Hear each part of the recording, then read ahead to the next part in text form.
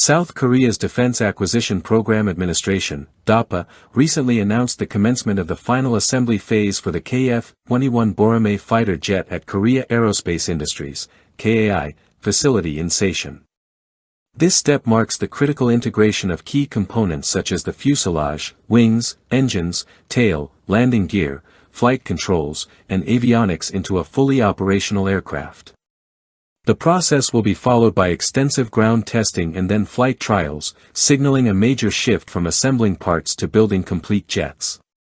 The KF-21 project, initiated in 2015, aims to replace aging South Korean fighters like the F-4E Phantom II and F-5E divided by F-Tiger II. After completing its first prototype in April 2021 and achieving maiden flight by July 2022, production moved into full swing in mid-2024. KAI is currently producing 20 Block I aircraft under a $1.96 trillion KRW, $1.41 billion, contract signed in June 2024, with plans for an additional 20 jets expected next year. Over 600 South Korean companies contribute to the project, pushing a localization rate of about 65%, including key domestic systems such as the AESA radar and mission computer. The KF-21 Boramae is a twin-engine, 4.5 generation fighter capable of supersonic speeds reaching Mach 1.81 and a ferry range close to 2,870 kilometers. It can carry a payload up to 7,700 kilograms and is designed to perform both air superiority and precision strike missions.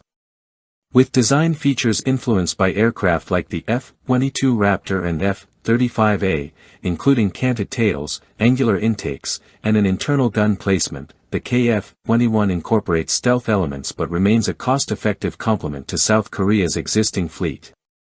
The ROKAF Air Force plans to operate 120 of these jets by 2032, supplementing their current F-35A fighters. Flight testing is ongoing, with over 1,000 sorties completed by late 2024 using 6 prototypes. These trials have included air-to-air missile launches, aerial refueling in challenging conditions, and integration of advanced weapons such as the European Meteor missile and the Iris-T short-range missile.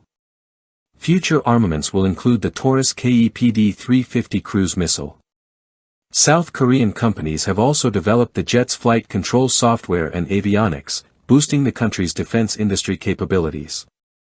The KF-21 program originally involved cooperation with Indonesia, which committed to funding 20% of development costs but has faced delays and renegotiations. Despite reaffirmed cooperation in early 2025, uncertainties remain about Indonesia's procurement intentions amid their evaluation of competing fighters like Turkey's Khan. Additionally, an incident involving Indonesian engineers attempting unauthorized data access at KAI was investigated and found not to have compromised sensitive information. South Korea is actively promoting the KF-21 internationally, targeting countries such as the Philippines and Peru, although both nations continue to consider alternative fighters like the F-16 Block 70, Rafale, and Gripen. A cooperation deal with the United Arab Emirates was signed in April 2025, enabling UAE personnel to observe KF-21 operations and participate in joint training and exercises. DAPA sees the final assembly milestone as proof of successful transition from development to production and a strong signal for export potential. The organization highlights the collaboration between government, industry, and partners as vital for delivering the aircraft on schedule and strengthening South Korea's aerospace and defense sectors.